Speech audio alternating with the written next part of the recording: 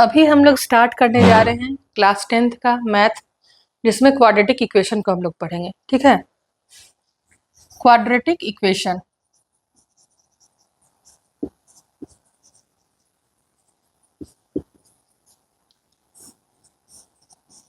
Quadratic equation का मतलब क्या हुआ? द्विघातीय समीकरण। द्विघात मतलब जिसका पावर क्या हो, 2 हो, मैक्सिमम क्या हो, 2 हो, that is called quadratic equations. ठीक, तो जैसे ax square plus bx plus c is equal to 0, this is the foundation equation या conceptual equation of quadratic equation. ax square plus bx plus c इसी form में equation होगा तो हम लोग उसको क्या बोलेंगे, क्वाड्रेटिक इक्वेशन। इसमें क्या होता है, 2 रूट्स होता है। x का क्या वैल्यू होगा, 2 वैल्यू होगा। ठीक है, तो x का 2 वैल्यू को हम लोग 2 रूट्स कहते हैं। Alpha and beta are the 2 roots of equation. ठीक है, अल्फा और बीटा 2 रूट हुआ, यानी कि x का जब हम वैल्यू फाइंड करेंगे तो वो अल्फा और बीटा के फॉर्म में आएगा। एक होता है इसमें discriminant, d is equal to under root B square minus 4ac, B square minus 4ac, this is b, a and c, इसी पे ये बेस्ड है। अब अल्फा जब हम फाइंड करेंगे तो minus b plus minus under plus d by 2a, और बीटा जब फाइंड करेंगे तो minus b minus under root d by 2a। Alpha क्या हो गया, minus b plus under root d by 2a, और बीटा क्या हुआ, minus b minus under root d by 2a। कहने का मतलब क्या हुआ कि अल्फा और बीटा का जो वैल्यू होता है वो होता है minus b plus minus under root B square minus 4ac by 2a। इस फॉर्मूला को आप लोग याद रखिएगा। ये इन जनरल जब कंसेप्चुअल मेथड से, जो कि हम लोग अपने दिमाग को यूज करके जब बनाते हैं, वो हम आगे बताएंगे, नहीं बन पाता है तो इस मेथड का हम लोग यूज करते हैं अल्फा और बीटा का, यानी कि एक्स का वैल्यू फाइंड करने के लिए। इसमें जो हमारा 2 रूट है अल्फा एंड बीटा, इसमें 2 टर्म्स आता है, एक सम ऑफ रूट्स और एक multi product of roots. Sum of roots and product of roots. Sum of roots जो हमारा हुआ वो क्या हुआ, अल्फा प्लस बीटा, वो हुआ अल्फा प्लस बीटा। इसमें हम लोग रूट्स को भी लेकर नहीं चलेंगे। ठीक है, हम लोग इक्वेशन को समझने का प्रयास करते हैं कि क्वाड्रेटिक इक्वेशन होता क्या है। तो क्वेश्चन जैसे लिए, which of the following are quadratic equations. ठीक है, तो पहला क्वेश्चन हम लोग लेते हैं, x square minus 5x plus 3 is equal to 0। दूसरा क्वेश्चन लेते हैं, x square plus 1 by x square is equal to 4 1 by 4। और तीसरा क्वेश्चन लेते हैं, x plus 1 by x is equal to x square.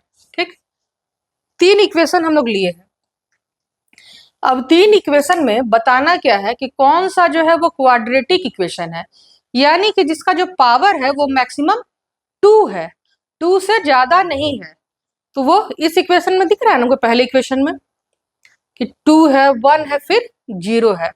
और इस इक्वेशन को भी ये फॉलो कर रहा है, ax square plus B X plus C, ax square plus B X plus C. यहाँ b इज इक्वल टू क्या हो जाएगा, -5, c is equal to 3 and a is equal to 1।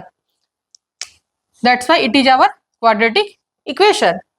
अब इसमें हम लोग आते हैं, अब इसमें x square plus 1 by x square, maximum power 2 तो दिख रहा है, लेकिन जब हम एलसीएम में ले लेंगे तो ये क्या हो जाएगा, x टू द पावर 4 हो जाएगा।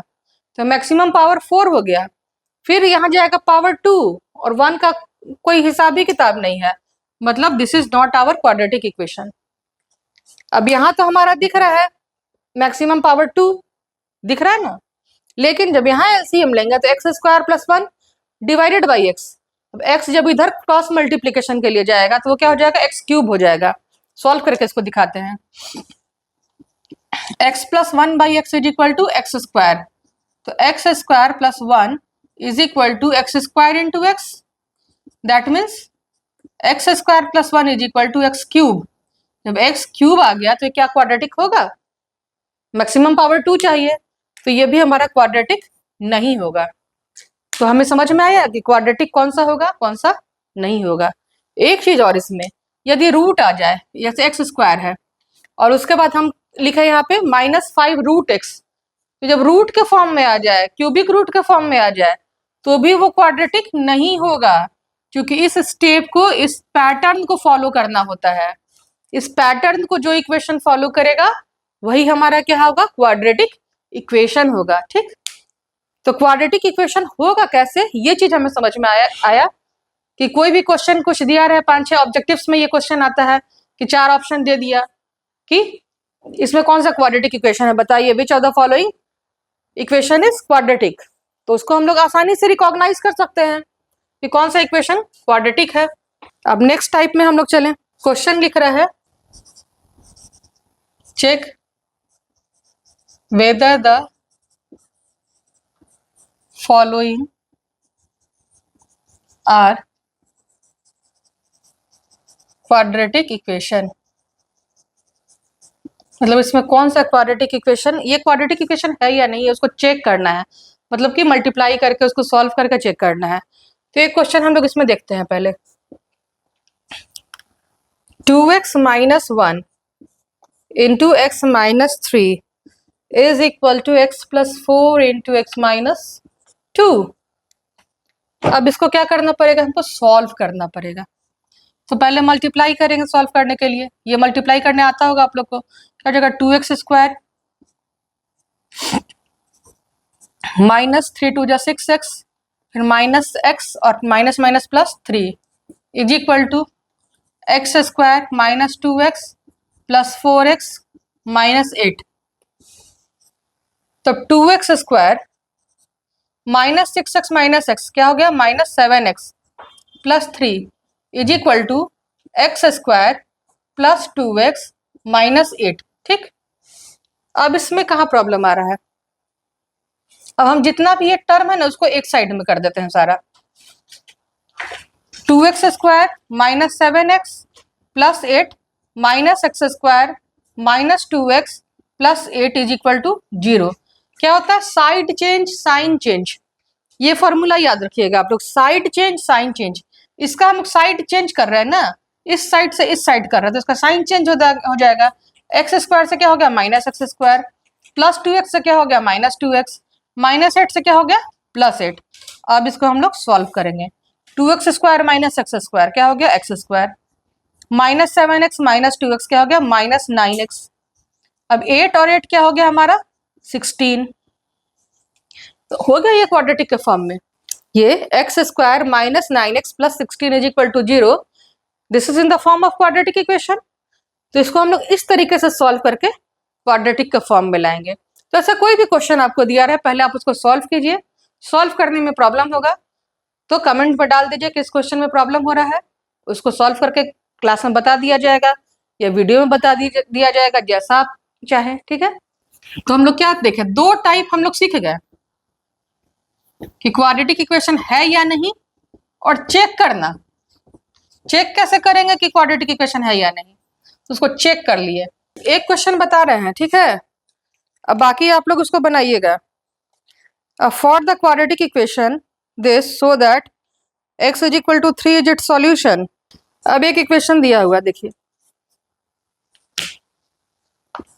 Question, x square plus √2x -4 is equal to 0। ठीक है, कहता है सो दैट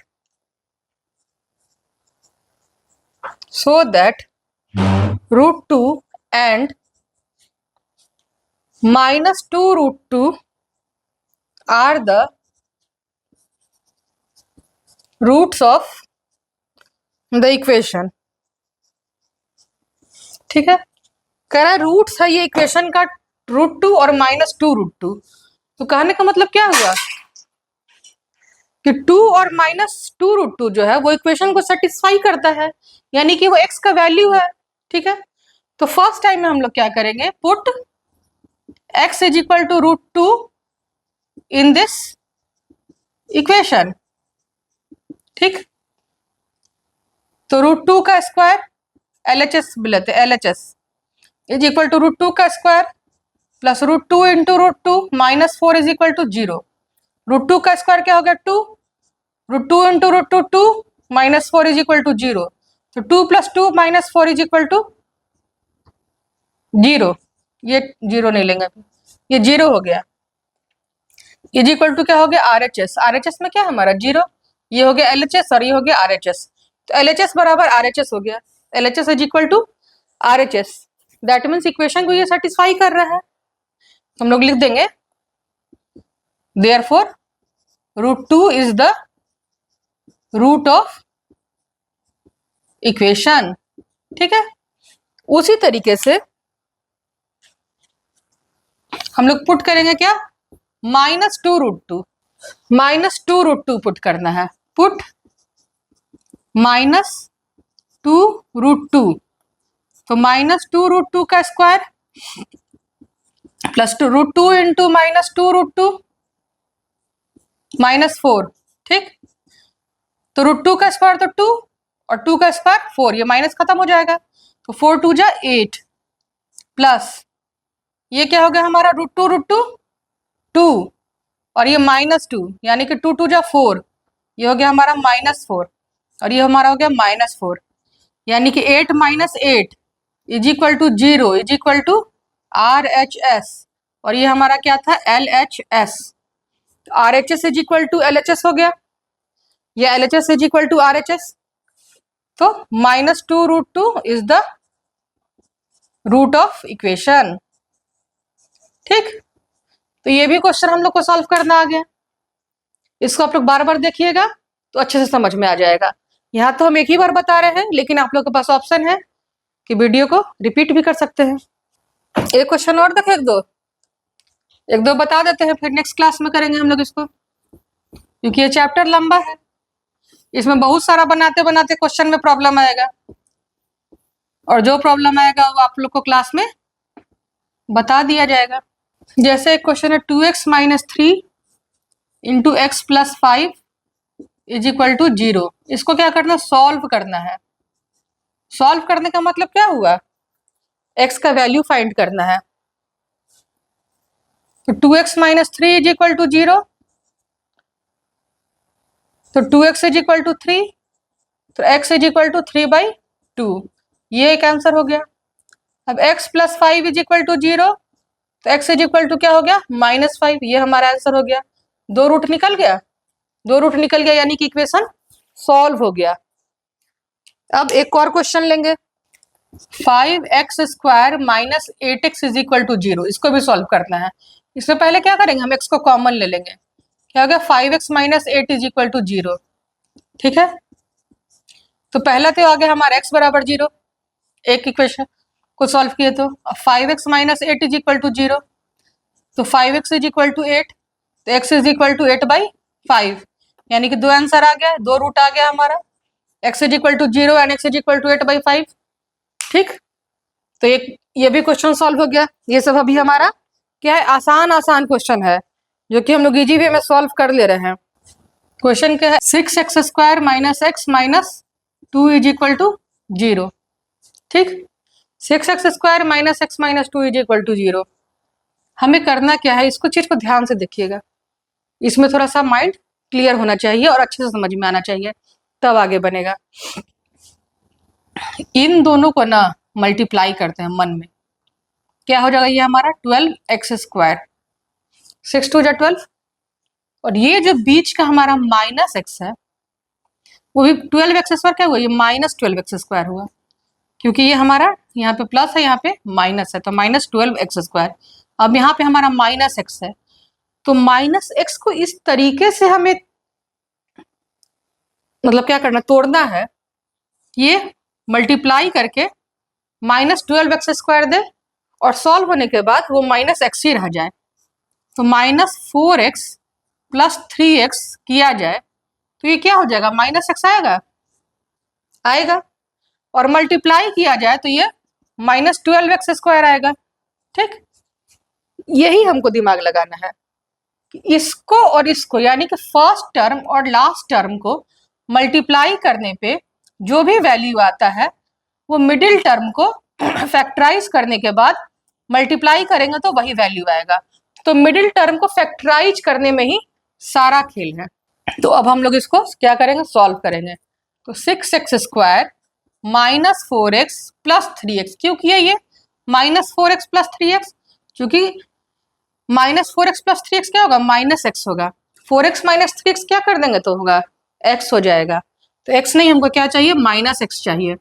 -2 = 0।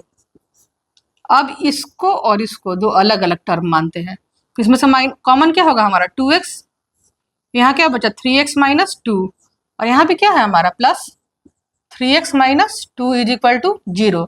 यहाँ कुछ नहीं है, मतलब 1 है। तो 2x + 1 × 3x - 2 = 0। यहाँ तक हम पहुंच गए, 2x + 1 और 3x - 2 = 0। तो अब क्या हुआ, 2x + 1 = 0 और 3x - 2 = 0। तब हम आ जाएगा हमारा x = क्या हुआ, -1/2 और x = हो गया 2/3। हमारा दो आंसर हो गया, x = -1/2 और 2/3 इज आवर आंसर। 2 रूट होता है ना इस इक्वेशन का, तो 2 रूट्स हमारा फाइंड हो गया। तो यही आप लोग को करना है। करना क्या है कि फर्स्ट टर्म और लास्ट टर्म को मल्टीप्लाई कर लेना है। क्या आया हमारा, -12x²।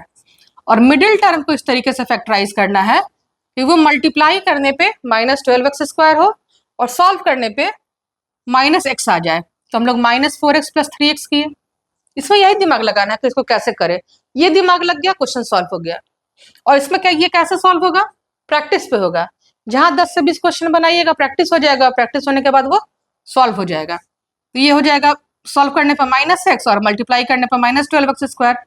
अब इसको और इसको दो टर्म को अलग अलग लिए, इसमें 2x हमारा क्या हो गया, कॉमन हो गया। तो क्या बचा, 3x - 2 + 1, कुछ नहीं है मतलब 1 है। 3x - 2, ध्यान क्या रखना है कि ये दोनों जो आएगा ना वो सेम होना चाहिए। ब्रैकेट के अंदर का जो टर्म ये हमारा आ रहा है ये सेम होना चाहिए, तभी तो ये कॉमन में आएगा। फिर ये कॉमन आ गया 3x - 2 और बचा क्या 2x + 1। तो दो अलग अलग ब्रैकेट हुआ हमारा। तो 2x + 1 = 0 और 3x - 2 = 0। तो x = -1/2 और x = 2/3। तो क्वाड्रेटिक इक्वेशन में आज इतना ही रहने देते हैं, क्योंकि आगे फिर जाने पे हौच पौच हो जाएगा दिमाग, और हौच पौच दिमाग में मैथ्स नहीं बनता है। इतना आप लोग सॉल्व कीजिए, यानी इस टाइप तक 3 टाइप्स बताए ना, 3 टाइप्स को आप लोग सॉल्व कर लीजिए। सॉल्व करने के बाद फिर आगे हम लोग बढ़ेंगे और इस चैप्टर को कंप्लीशन मोड पे ले जाएंगे। अभी इसमें कम से कम 2 या 3 क्लास और लगेगा, ये भी स्टार्टिंग फेज है। ठीक, ओके, थैंक यू।